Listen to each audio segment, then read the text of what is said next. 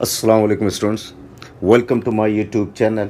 Students, पिछली class में हमने बुक कीपर की पोस्ट के लिए हमने बहुत सारी जर्नल एंट्रीज बनाना हम सीख चुके हैं। अब हमारा बुक कीपर की पोस्ट के लिए दूसरा अहम स्टेप जो होता है, posting journal entries into respective T accounts. अब इस स्टेप को समझने के लिए हमें ये मालूम होना चाहिए कि ये टी अकाउंट है। ये क्या है? बेसिकली टी अकाउंट है। अब सवाल ये पैदा होता है, इसको टी अकाउंट क्यों कहते हैं? क्योंकि सर ये कैपिटल टी के शेप में होता है। अब इस अकाउंट के बनाने का फ़ायदा क्या है भाई? ये अकाउंट क्या करता है? किसी भी अकाउंट की तफसील को बताता है। अब इन जर्नल एंट्रीज़ को मद्देनज़र रखते हुए हम टी अकाउंट देखेंगे। टी अकाउंट के बनाने के फ़वाइद क्या है? अब देखिए, जैसे कैश का अकाउंट है। अब कैश के अकाउंट में सारी तफसील किसकी आएगी? कैश की।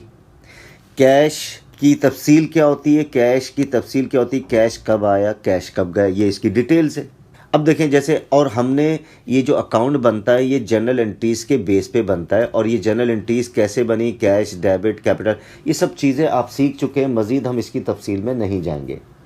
अब देखें, कैश डेबिट हो रहा है 10,000 रुपये से, तो कैश डेबिट कर दिया। देखें, कैश आता है तो डेबिट, 10,000 से डेबिट कर दिया और आपने डेट लिख दिया जनवरी 1। देखें, कैश डेबिट। अब उसके बाद अब एक अकाउंटिंग में एक होता है क्रॉस रेफरेंस। क्या होता है? Cross reference. अब अकाउंटिंग में क्रॉस रेफरेंस क्या होता है ये भी आपको मैं बता देता हूँ ताकि अकाउंट भी क्लियर हो जाए। तो क्रॉस रेफरेंस क्या होता है कि जैसे ये डेबिट है तो हर डेबिट का एक क्रेडिट भी होगा। तो क्रॉस रेफरेंस क्या होता है कि अगर डेबिट का क्रॉस रेफरेंस क्रेडिट होगा और क्रेडिट का क्रॉस रेफरेंस डेबिट होगा, ठीक। तो कैश डेबिट हुआ 10,000 से, तो इसका क्रॉस रेफरेंस क्या हो गया? कैपिटल। तो आप इधर लिख दें कैपिटल। इसी तरीके से आप देखें, इधर कैश क्रेडिट हो रहा है 6,000 से, 6,000 से क्रेडिट कर दिया। तो ये कहलाता है पोस्टिंग, कि जहाँ जहाँ कैश डेबिट हो रहा है डेबिट कर दो, जहाँ जहाँ कैश क्रेडिट हो रहा है क्रेडिट कर दो। तो पोस्टिंग के कैश के अकाउंट में सारी पोस्टिंग कैश से रिलेटेड होगी। तो कैश क्रेडिट हुआ 6,000 से, तो इसका क्रॉस रेफरेंस क्या बना? डेबिट पे क्या लिखा हुआ? बैंक। तो आपने लिख दिया बैंक और डेट भी लिख दी आपने। डेट क्या है? जनवरी 5, तो आपने जनवरी 5 लिख दिया। अब देखें, क्रॉस रेफरेंस का क्या फ़ायदा हुआ कि कैश 10,000 से जो बढ़ रहा है, तो देखें 10,000 से कैश बढ़ रहा है। क्यों बढ़ रहा है? अच्छा, इन्वेस्टमेंट हुई है। अच्छा, कैश 6,000 से घट रहा है, तो देखें 6,000 से घट रहा है तो क्या वजह है? अच्छा, बैंक में कैश डाला जा रहा है। तो देखें, ये क्रॉस रेफरेंस लिखने का एडवांटेज है। अब आगे और मज़ीद देखते हैं। अब देखें, कैश हो रहा है क्रेडिट 1,000 से, तो आपने कर दिया क्रेडिट और डेट क्या लिख दी? जनवरी 8। क्रॉस रेफरेंस क्या हो गया? फर्नीचर्स। तो अब कैश क्रेडिट क्यों हो रहा है? ओ सर, फर्नीचर कैश क्यों जा रहा है? फर्नीचर को ख़रीदा जा रहा है। तो देखें, ये क्रॉस रेफरेंस का एडवांटेज है। फिर आगे देखें, अब इसके अंदर इस ट्रांजैक्शन में कैश नहीं है, इधर कैश 400 से डेबिट हो रहा है, तो आप 400 से डेबिट कर दें। क्रॉस रेफरेंस क्या हो गया? क्रेडिट। तो फर्नीचर आपने लिख दिया और डेट लिख दी जनवरी 19।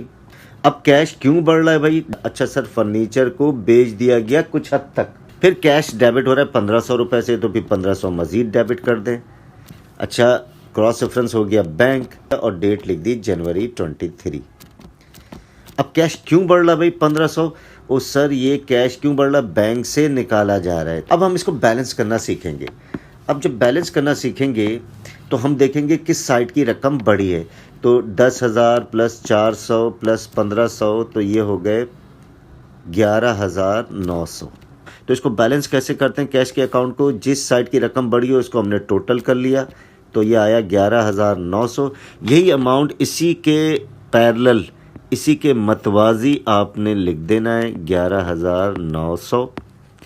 लेकिन दोनों बराबर नहीं है, हमें दोनों को बराबर करना है। तो बराबर करने के लिए बराबर करने के लिए लफ्ज़ क्या इस्तेमाल करेंगे? Balance. BAL stand for balance. C/D। C/D के माने होता है कैरीड डाउन। तो जब भी बराबर करना होता है तो हमने बैलेंस कैरीड डाउन का लफ्ज़ यूज़ करेंगे। अब बराबर करने के लिए क्या होगा भाई? 11,900 में से 7,000 माइनस करो, तो कितनी अमाउंट आएगी? 4,900। हर बैलेंस कैरीड डाउन अगले पीरियड का बैलेंस ब्रॉट डाउन बनेगा। तो ये सारी की सारी ट्रांजैक्शन किस महीने की थी? जनवरी के महीने की थी, सारी ट्रांजैक्शन जनवरी की। तो अगला महीना कौन सा हो जाएगा? फरवरी 1 और बैलेंस ब्रॉट डाउन कितनी रकम लाएंगे? 4900। तो अकाउंटिंग में बैलेंस कैरी डाउन को कहते हैं क्लोजिंग बैलेंस। ठीक है, हर क्लोजिंग बैलेंस अगले पीरियड का ओपनिंग बैलेंस बनेगा। तो ये सारी ट्रांजैक्शन जनवरी के महीने की थी, तो ये ओपनिंग बन गया फरवरी 1 को। और ओपनिंग के लिए लफ्ज़ इस्तेमाल करते हैं balance brought down, B/D, brought down 4900। Right student, cash के अकाउंट में कैश की डिटेल्स आएगी। अब क्या कैश की डिटेल्स है भाई? टोटल कैश कितना बिजनेस में पड़ा हुआ है? तो आपने कहा 11900। अब मैनेजर पूछता कितना कैश खर्च हुआ टोटल बिजनेस में से? सर 7000 खर्च हो गया। अब मैनेजर कहता है यार ये बताओ कैश कितना हाथ में अभी भी मौजूद है? सर 4900 रुपये मौजूद है। ठीक है, तो क्लोजिंग बैलेंस बताता है कि कैश कितना बिजनेस में मौजूद है, और यही क्लोजिंग बैलेंस अगले महीने का जो कि फरवरी 1 है ओपनिंग बैलेंस बन जाएगा। तो आपने देखा स्टूडेंट्स के कैश के अकाउंट में किस किस तरह की डिटेल्स हम रिकॉर्ड करते हैं। अब आगे एक और अकाउंट देखते हैं। देखें, दूसरा अकाउंट हम बना रहे हैं बैंक अकाउंट। अब बैंक अकाउंट में सारी डिटेल्स किसकी आएगी? बैंक की आएगी। बैंक अकाउंट कब बढ़ता है, बैंक अकाउंट कब घटता है, ये सारी डिटेल्स आएगी। अब यही देखें, सेम ट्रांजैक्शंस हैं। तो कैश कैपिटल छोड़ दें, हमने बैंक को देखना है। तो देखें बैंक डेबिट हो रहा है, 6000 से डेबिट कर दिया बैंक। क्रॉस रेफरेंस डेबिट का क्या होता है? Credit cash. अब और आपको समझ में आएगी चीज़। कैश देखें क्रॉस रेफरेंस बन गया। डेट क्या है? जनवरी 5। अब बैंक अकाउंट 6000 से क्यों बढ़ रहा है भाई? ओ सर, कैश को बैंक में डाला गया है, ये क्रॉस रेफरेंस का फ़ायदा। फिर देखें इधर इस ट्रांजैक्शन में बैंक इन्वॉल्व नहीं है, छोड़ दें। अब इधर देखें बैंक क्रेडिट हो रहा है 2000 रुपये से, तो आपने 2000 रुपये से बैंक क्रेडिट किया। क्रॉस रेफरेंस क्या बन गया? डेबिट में क्या लिखा हुआ? रेंट एक्सपेंस, तो आपने लिख दिया रेंट एक्सपेंस। डेट लिख दी जनवरी 13। अच्छा, अब देखें 2000 जो कैश बैंक से निकला है, बिजनेस के बैंक अकाउंट से क्यों निकला? वो सर रेंट की पेमेंट की गई है। तो ये आपने देखा क्रॉस रेफरेंस का एडवांटेज क्या है। इसी तरीके से बैंक से कैश 1500 निकला, क्रेडिट हो रहा है तो क्रेडिट में ये पोस्ट कर दिया। क्रॉस रेफरेंस क्या बना? कैश, और डेट आपने लिख दी जनवरी 23। तो ये पोस्टिंग का अमल मुकम्मल हो गया। इसी तरह बैंक के क्यों घट रहा है? सर कैश बैंक में से निकाला गया। ये बैंक अकाउंट क्यों घट रहा है? रेंट की पेमेंट की गई। ये बैंक अकाउंट क्यों बढ़ रहा है? कैश बिजनेस के बैंक अकाउंट में डाला गया। अब हम इसको बैलेंस करेंगे। किस साइड की रकम बढ़ी है भाई? डेबिट की रकम बढ़ी है। किस साइड की रकम बढ़ी है? डेबिट की रकम बढ़ी है। तो आपने टोटल कर लेना है 6000 और डबल लाइन डालना है। बैलेंस अकाउंट में डबल लाइन डालते हैं, इसका मतलब है बैलेंस कर रहे हैं। तो ये आपने टोटल कर लिया। इसी के मतवाजी इधर भी 6000 लिख दिया, जबकि इस साइड का टोटल 6000 नहीं है। लेकिन बराबर करने के लिए क्या लफ्ज़ यूज़ करते हैं? Balance C/D, balance carried down. Accounting में इसे कहते हैं क्लोजिंग बैलेंस। बिजनेस के बैंक अकाउंट में कितना पड़ा हुआ था? 6000 पड़ा हुआ था।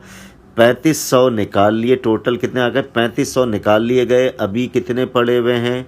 तो आपने कहा सर 2500। तो 6000 में से 3500 माइनस किया तो 2500 अभी भी कैश के बिजनेस के बैंक अकाउंट में पड़े हुए हैं।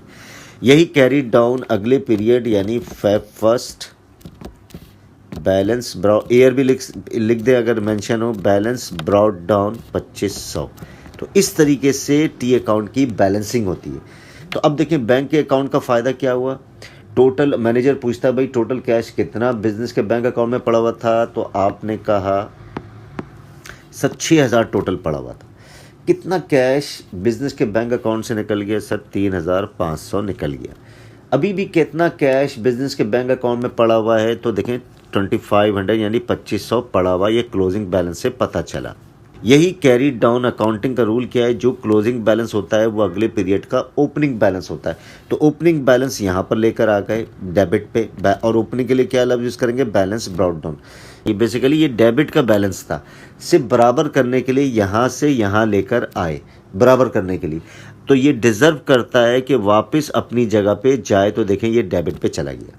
ठीक है, तो दूसरे अकाउंट की भी डिटेल पता चल गई। अब तीसरा अकाउंट है, जैसे फर्नीचर का अकाउंट है। फर्नीचर के अकाउंट में सारी डिटेल्स किसकी आएगी, फर्नीचर की आएगी। फर्नीचर कब बढ़ रहा है, फर्नीचर कब घट रहा है, ये उसकी डिटेल्स है। तो अब इन्हीं ट्रांजैक्शंस को देखें हम बेस बनाएंगे।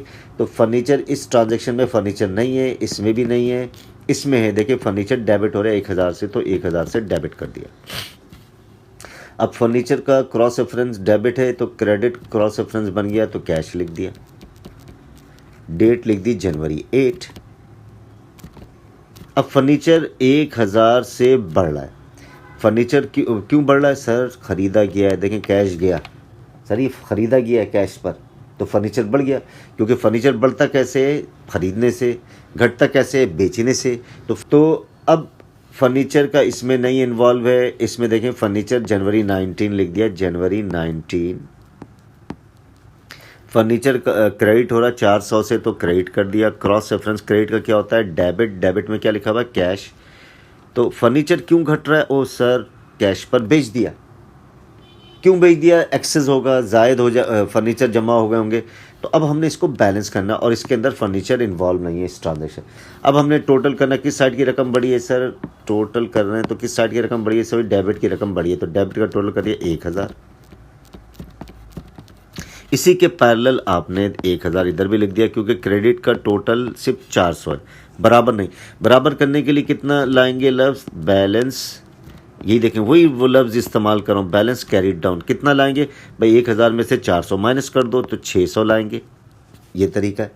तो ये क्लोजिंग बैलेंस है, और यही क्लोजिंग बैलेंस अगले पीरियड का क्या बनेगा, ओपनिंग बैलेंस। तो ओपनिंग के लिए फरवरी 1 सारी ट्रांजैक्शन जनवरी की थी, तो फेब 1 ओपनिंग के लिए क्या वर्ड यूज़ करते हैं, बैलेंस ब्रॉड डाउन, B/D 600।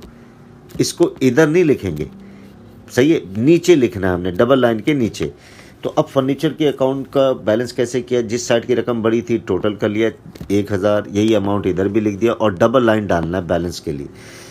कितनी मालियत का फर्नीचर बिजनेस में नहीं रहा सर, 400 मालियत का।